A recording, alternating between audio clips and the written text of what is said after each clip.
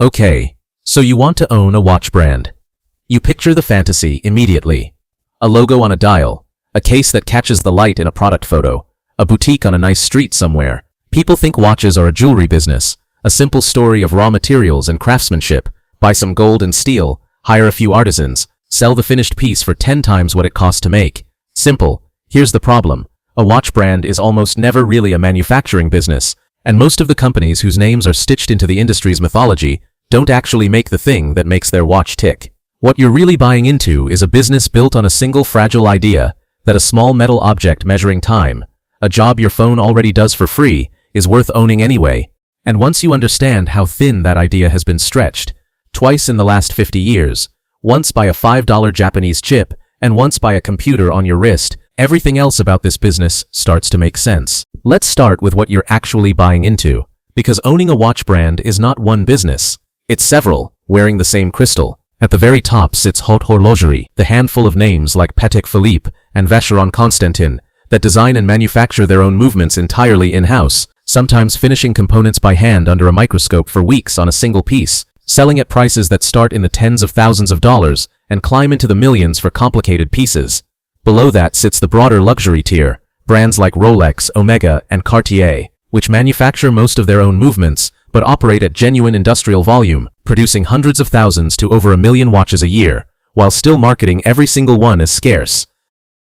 Below that is the mid-range Swiss segment, brands that design their own cases and dials, but buy a substantial share of their movements from outside manufacturers, assembling a finished product from parts that in some cases several competing brands are also using.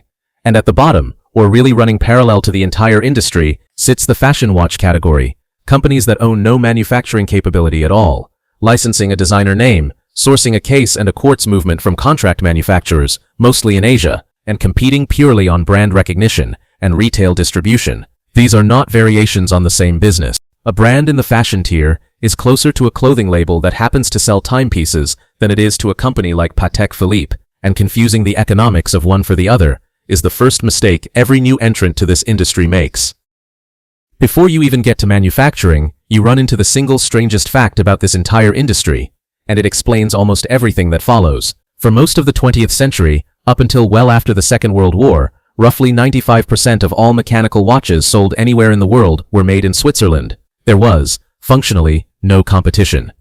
Then on Christmas Day of 1969, Seiko released the Astron, the world's first commercially available quartz wristwatch, and within a handful of years, the Swiss industry's entire foundation collapsed underneath it. A quartz movement kept better time using a battery and a $5 chip than a mechanical movement could keep using decades of accumulated craftsmanship, and by the mid-1970s quartz watches were already cheaper to manufacture than mechanical ones. Between 1970 and the mid-1980s, the number of Swiss watch companies fell from over 1,600 to fewer than 600. Employment in the industry collapsed from roughly 90,000 workers to somewhere around 28,000 to 33,000, depending on whose count you use.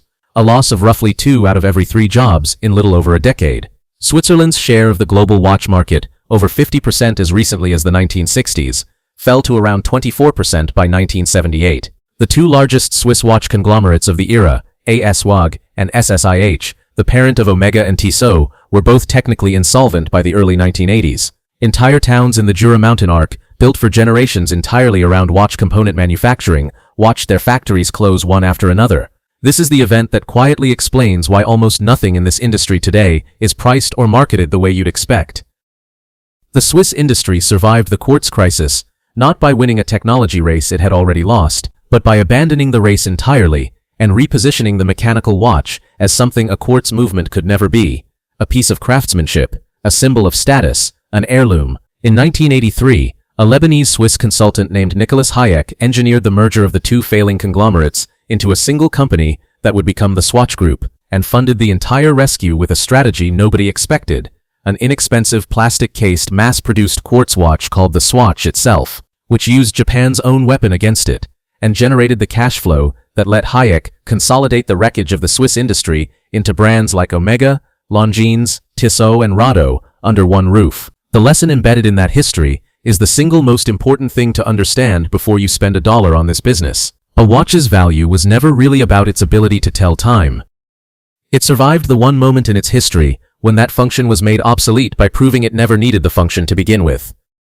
That rescue also created something that still shapes this industry's economics today, a chokehold on the parts supply itself. When Swatch Group formed, it inherited ETA, the movement manufacturer that for decades produced the majority of Swiss mechanical movements used not just by Swatch Group's own brands, but by a huge share of the rest of the industry. At its peak, ETA held something like 75% of the entire Swiss movement manufacturing market, which meant that a huge number of independent watch brands, companies with recognizable names and their own dials, cases, and marketing, were quietly building their entire product on a component they didn't manufacture and didn't control. Starting in 2002, Swatch Group's own leadership began signaling it intended to stop supplying movements to outside brands entirely, redirecting ETA's production to its own labels. Switzerland's competition authority intervened repeatedly over the following 2 decades, forcing negotiated supply obligations, a 2013 settlement that required ETA to keep supplying third parties on a shrinking schedule, and a chaotic, unresolved standoff as recently as 2019 and 2020, where the regulator briefly banned ETA from selling movements to any company larger than 250 employees at all, throwing a meaningful share of the mid-range Swiss watch industry into sudden uncertainty over whether it would have any movements to put inside its own watches the following year. This is the kind of structural exposure most people never think about when they picture owning a watch brand. You can design the most beautiful case in the world, build a loyal following, and still be entirely dependent on a single competitor's factory for the one component that actually makes your product work, and that competitor has, more than once, made clear it would rather you didn't exist. Now let's talk about what it actually costs to build a brand in this business, because the capital requirements vary as wildly as the categories do. If you want to build a genuine manufacturer, a brand that designs and produces its own movements in-house, the way the very top of the industry does, you are looking at tens of millions of dollars before you sell a single watch. Movement design alone, the escapement, the gear train, the balance wheel assembly, requires specialized watchmaking engineers who are in permanently short supply, and prototyping a single new caliber from scratch, testing it for accuracy and durability across thousands of hours of simulated wear, can run into the millions of dollars before it's ready for production. Then comes the machinery. CNC machines capable of the tolerances this industry requires, often measured in microns, cost hundreds of thousands of dollars each, and a genuine in-house manufacturer needs dozens of them, alongside specialized finishing equipment for hand-applied decoration like Geneva stripes or perlage that customers at the top of the market expect to see under a loupe. This is why so few brands actually do this. The overwhelming majority of the industry, including plenty of household names, instead buys movements from outside suppliers, either ETA, its main rival Sellita, which by 2019 was already supplying roughly 1 million movements a year against ETA's 500,000, or a handful of smaller specialized movement makers. Buying rather than building collapses your capital requirement from tens of millions down to something closer to a few $100,000 to a few $1 million to launch a credible mid-range brand, but it also means you're building your business on top of somebody else's supply chain, subject to their pricing, their allocation decisions, and, as the ETA saga shows, occasionally their regulator. Cases and dials carry their own costs. A stainless steel case, machined and polished to the finish this industry demands, can run anywhere from $20 to over $100 per unit in raw production cost, depending on complexity, before you've added a sapphire crystal, which itself needs to be cut, polished, and often coated with an anti-reflective treatment. Dials are their own specialized supply chain entirely, requiring printing, applied indices, sometimes hand lacquering or enameling for higher-end pieces, and a bad batch of misaligned printed dials can hold up an entire production run. Then there's the bracelet or strap, the clasp, the crown, dozens of small components each sourced from its own specialized supplier, most of them still concentrated in a narrow band of Swiss and French cantons that have been doing this work for over a century, meaning your supply chain resilience depends almost entirely on the health of a genuinely small regional industrial base. Here's the part of this business that separates it from almost every other consumer product category, and it's the part that actually explains why some of these companies are worth what they're worth. A watch's retail price has almost no fixed relationship to its manufacturing cost. In most consumer goods industries, retail markup runs somewhere between 2 and 4 times production cost. In watches, especially at the luxury tier, retail prices routinely run at 8 to 20 times the actual cost of materials and assembly, and the gap between those numbers isn't really covering distribution or marketing costs in any conventional sense. It's covering the story. This is the same mechanism that runs underneath diamonds, oil paintings, and courtside seats, an asset whose value depends substantially on other people believing it's scarce and desirable. And the watch industry has spent the decades since the quartz crisis becoming extremely good at managing that belief deliberately. Rolex is the clearest example in the entire industry. The company is privately held, discloses almost nothing about its actual production volumes or costs, and yet deliberately produces fewer watches of its most desirable models than the market demonstrably wants, creating waiting lists at authorized dealers that in some cases run years for a specific reference. That artificial scarcity has created a genuinely bizarre secondary effect, a gray market, where certain steel sport models routinely resell for 30 to 100% above their original retail price, the moment they leave the store, sometimes before the buyer has even worn them. A brand deliberately choosing to undersupply its own most profitable product, leaving that markup on the table for a reseller instead of capturing it themselves, only makes sense once you understand that the waiting list itself, the frustration, the mystique, the stories people tell about how many years they waited, is the actual product being sold. The watch is almost incidental to it. Retail distribution carries its own layer of cost most people never see. A single brand boutique in a prime location, the kind of storefront that sits on the same street as the luxury houses, can cost anywhere from $500,000 to several $1,000,000 to build out, with lease rates in the most desirable retail corridors running comparable to what a luxury fashion flagship pays. Independent multi-brand retailers, the traditional jewelers who've sold watches for generations, typically take a margin of 30 to 50% of the retail price for simply carrying the product and providing the in-person service that this category, unusually among consumer goods, still genuinely depends on.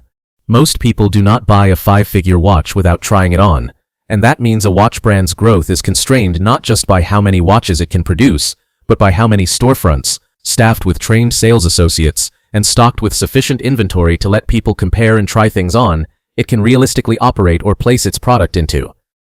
And then there's servicing, a cost that almost never shows up in anyone's mental model of this business, but sits underneath the entire luxury tier's economics.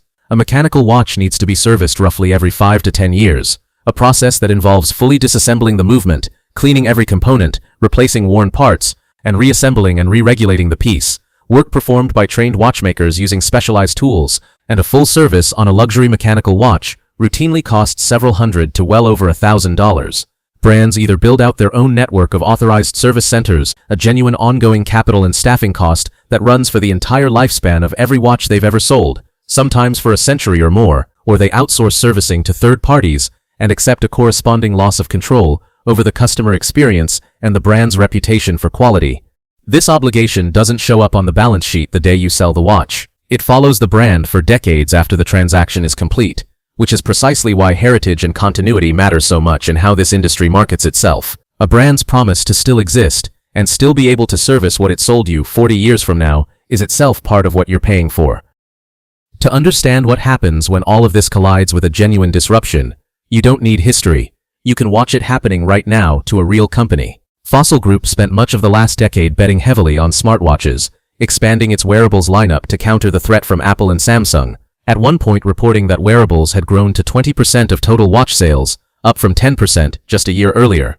It didn't work. By January of 2024, Fossil's own leadership announced the company was exiting the smartwatch category entirely, citing an evolving landscape it could no longer compete in against Apple and Samsung's dominance. The numbers that followed were brutal. Fossil's total sales fell from $1.7 billion in 2022 to $1.1 billion in 2024, with losses deepening to over $100 million in that final year, driven partly by a nearly 70% collapse in smartwatch sales as the company wound the category down, and partly by a broader problem that has nothing to do with technology at all. Fossil's traditional fashion watches, priced in the low hundreds of dollars, sat in exactly the wrong position in a market that had split into two camps, consumers trading up into genuine luxury mechanical pieces as an emotional, heritage-driven purchase, and consumers trading down into feature-rich smartwatches for actual daily utility. There was no longer a compelling reason to buy a mid-range fashion quartz watch that did neither particularly well, and by October of 2025, Fossil had filed for creditor protection through a UK restructuring process, recognized under Chapter 15 in US bankruptcy court, seeking a lifeline against rising costs, falling sales, and a decade of strategic bets that hadn't paid off. It is in miniature, the quartz crisis playing out a second time, except this time, the disruptor isn't a $5 chip beating a mechanical movement on accuracy. It's a supercomputer on your wrist beating a fashion quartz watch on utility. in the exact price bracket that has no scarcity story compelling enough to survive being outcompeted on function. Let's put a mid-tier Swiss brand's annual economics together, using figures consistent with the segment. Say the brand sells 40,000 watches a year at an average wholesale price of $600. A reasonable blended figure across a lineup that mixes steel sport models with dressier pieces. That's $24 million in annual wholesale revenue. Cost of goods, movements sourced externally, at roughly $80 to $150 each. Cases, dials, straps, and assembly typically runs somewhere around 35 to 40% of wholesale price for a brand at this tier. So call it $9 million in direct production cost, leaving a gross margin of roughly $15 million. Now the fixed costs that never pause. Marketing and brand building, essential in an industry where the story is the actual product, typically consumes 15 to 25% of revenue for a brand still establishing itself, call it $5 million.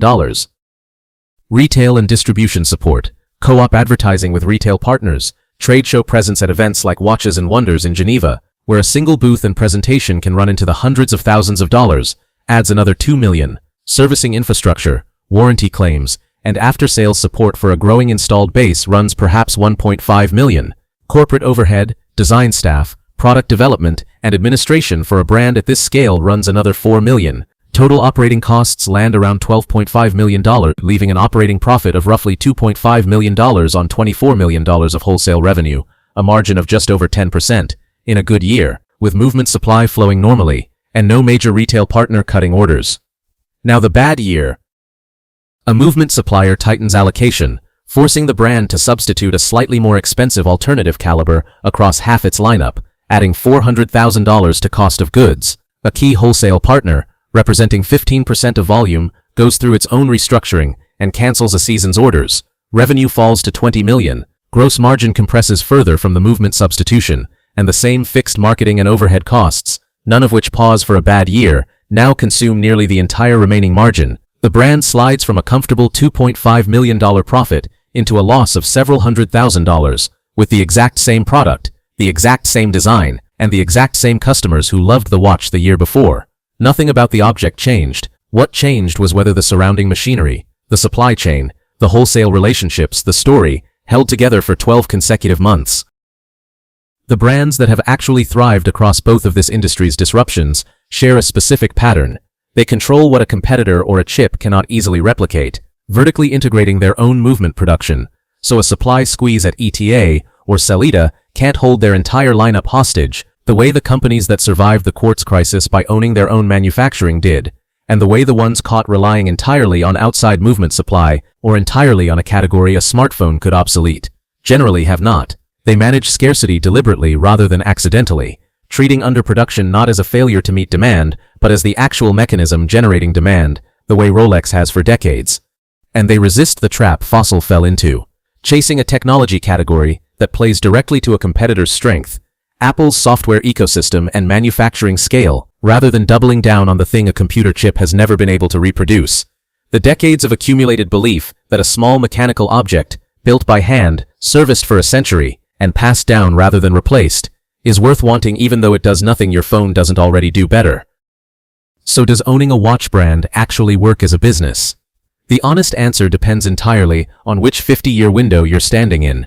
In the optimistic version, the one the industry has largely lived in since Nicholas Hayek's rescue in 1983, you own a brand with either genuine in-house manufacturing or a secure movement supply, a carefully managed sense of scarcity that keeps demand ahead of supply rather than the reverse, and a story sturdy enough that customers pay 8 to 20 times the actual cost of materials for the privilege of owning it, generating margins that most consumer goods industries would consider extraordinary.